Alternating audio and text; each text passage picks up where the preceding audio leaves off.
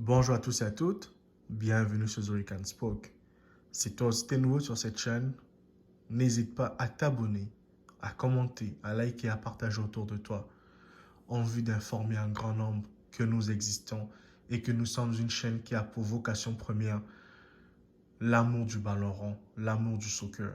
Car ici, nous ne sommes pas des journalistes qui vont venir faire du plaisir à qui que ce soit, mais nous sommes des fanatiques du soccer, des fanatiques authentiques qui venions donner, transmettre notre passion, notre ferveur pour notre sport que nous aimions tous en fait. C'est pour ça aujourd'hui, je veux te prier de rester jusqu'à la fin de cette vidéo en vue d'avoir le meilleur de moi-même, le meilleur de mon analyse concernant l'Euro 2024 à venir et les phases de poule qui ont été annoncées ce soir, les différents groupes qui ont été mis sur pied. J'aimerais avec moi que tu restes jusqu'à la fin de cette vidéo pour mieux comprendre mon analyse et pourquoi pas m'informer toi aussi sur ce que tu penses, sur comment tu perçois les choses, sur comment toi tu vois les choses en fait. C'est pour ça que je te demandais de rester jusqu'à la fin de cette vidéo. Prends ton temps, ça ne va pas être lent, mais j'ai besoin de ta participation. Encore une fois de plus, bienvenue sur The Weekend Spoke. Alors les amis, aujourd'hui nous avons assisté au tirage au sort de l'Euro 2024 qui va se jouer en Allemagne, comme vous le savez déjà. Je crois que ça va être à partir du mois de juin 2024, hein, je crois le 16 juin, il y a déjà le premier match qui va commencer, si j'ai bonne mémoire.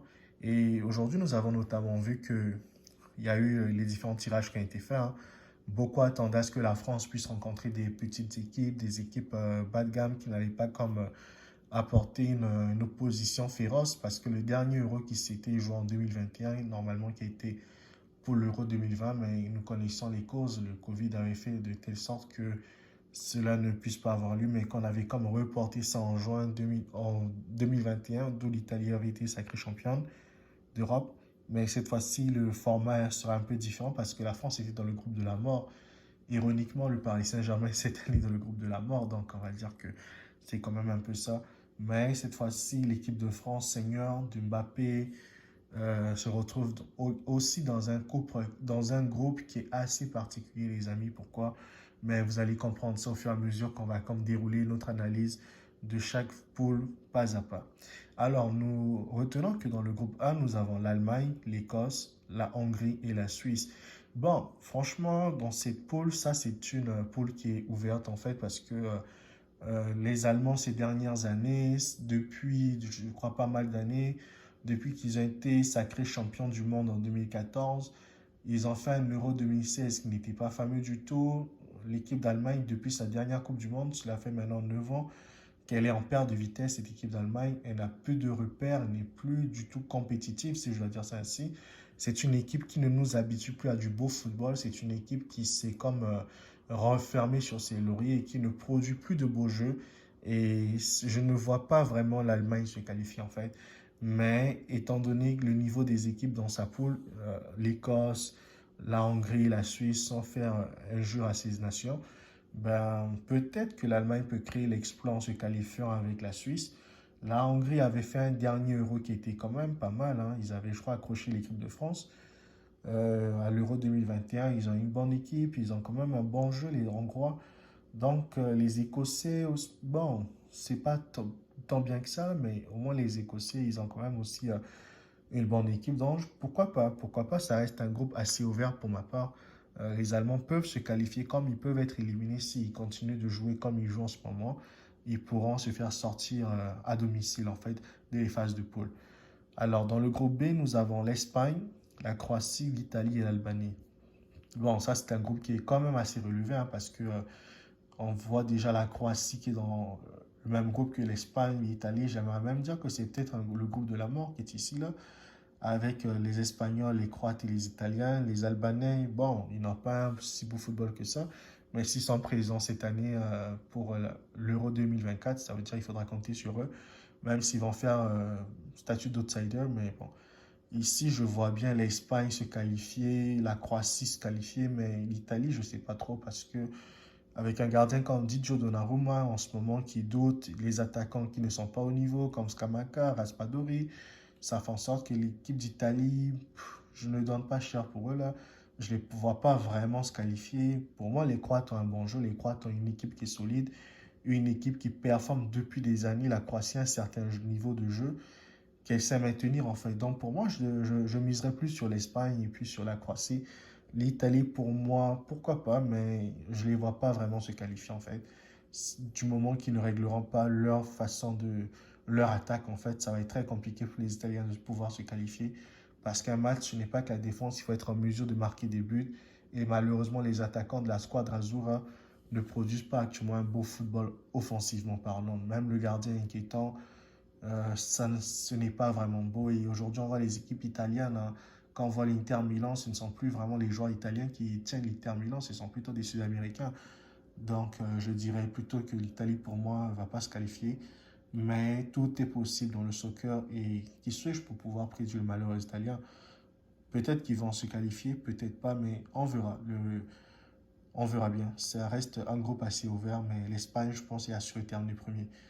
Ensuite, nous avons le groupe C, dont nous avons la Slovénie, le Danemark, la Serbie et l'Angleterre. Bon, là déjà, vous saviez que l'Angleterre va se qualifier déjà, parce qu'ils ont un Jude Bellingham qui est en feu, un Harry Kane qui est aussi en feu. Ils ont franchement des bons joueurs en ce moment, les Bukayo Saka qui sont en forme aussi, qui sont en feu. Donc pourquoi pas l'Angleterre terminer premier de sa poule. Ensuite, bon, je miserais peut-être sur la Serbie ou la Slovénie pour pouvoir se qualifier, même si le Danemark au dernier Euro avait fait un bel Euro. Mais ça reste aussi une poule assez ouverte, même si j'aimerais dire que l'Angleterre va déjà terminer premier. La deuxième place, bon, ça va être compliqué de déterminer qui pourra finir deuxième, tellement que les équipes ont tous des bons joueurs en leur sein. Donc, pourquoi pas? Ça reste un groupe assez plaisant. Donc, on prendra du plaisir à pouvoir le suivre en temps réel et puis l'analyser au fur et à mesure que nous avancerons. Ensuite, nous avons le groupe D, dans lequel nous allons trouver le barragiste du groupe A. Bon, le barragiste A, hein, si je dois dire ça ainsi. Et ensuite, nous avons le Pays-Bas, nous avons l'Autriche et nous avons la France. Bon, il ne faut pas faire la magie, les amis. Pour moi, ici, là, ça, c'est un groupe qui est très, très compliqué, les gars. Déjà, la France va retrouver les Pays-Bas, ils vont retrouver l'Autriche. L'Autriche, rappelons-le, qui n'est pas une nation qui est faible, c'est une nation qui est sous-cotée, mais c'est une nation qui sait jouer au ballon, qui sait manier le ballon, comme on dit. C'est une nation qui sait faire le jeu, c'est une nation qui ne s'avoue jamais vaincue. Donc, les amis, j'aimerais qu'on mise aussi sur l'Autriche un peu, même si pour moi, l'équipe de France va se qualifier au premier tour. Je l'espère, parce que Mbappé, il faudra au moins qu'il soit peut-être en demi-finale ou en finale, qu'il gagne cet euro, vu qu'il a loupé la Coupe du Monde. Si c'est dans la France, si ses coéquipiers sont au rendez-vous, si Antoine Griezmann maintient la cadence qu'il a en ce moment, si Olivier Giroud continue d'être performant aujourd'hui en club, comme il est et qu'il arrive en sélection, ben, je pense que l'équipe de France pourra faire de très très très belles choses durant cet euro.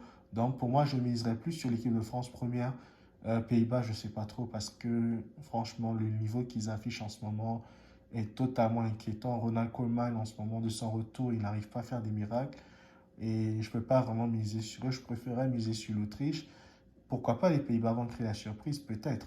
Mais déjà, contre l'équipe de France, je ne les vois pas battre l'équipe de France l'année prochaine, en fait. Je suis vraiment désolé pour eux, mais ça serait compliqué. Mais par contre, l'Autriche pourra faire mal à l'équipe de France, mais ça reste à voir. Donc, c'est pour moi pas mal, ça déjà. Ensuite, on va passer dans le groupe E. Dans le groupe E, nous allons avoir comme la Belgique, la Slovaquie, la Roumanie. Et ensuite, nous aurons le vainqueur barragiste B qui va pouvoir être dans la poule. Bon, comme vous le savez déjà, la Belgique, depuis que Edin Terzic a repris l'équipe en main, c'est une équipe qui est injouable, hein, avec un Romelu Lukaku qui est de retour en sélection en très très grande forme. Ils vont retrouver un Kevin De Bruyne qui va revenir aussi en pleine forme. Ils ont un Jérémy Doku qui est très fort en ce moment. Ils ont un Loïs Openda qui est vraiment en forme. Donc pour moi, la Belgique a une nouvelle génération dorée qui est là.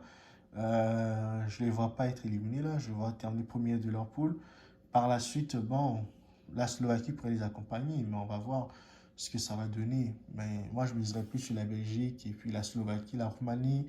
Le temps de la Roumanie est passé à l'époque avec Adrian Mutu qui faisait de ces bonnes choses pour son équipe. Mais bon, c'était nation roumaine en ce moment. Ils n'ont plus vraiment une équipe capable de vraiment performer au haut niveau. Donc, Moi, je miserais plus sur la Belgique, la Slovaquie. Bon, après, on verra. Peut-être que je me tromperai, mais pour l'instant, c'est mon ressenti du moment et c'est ce que je vois présentement. Ensuite, nous avons le groupe F. Au- Dans le groupe F, nous avons la Turquie, le Portugal.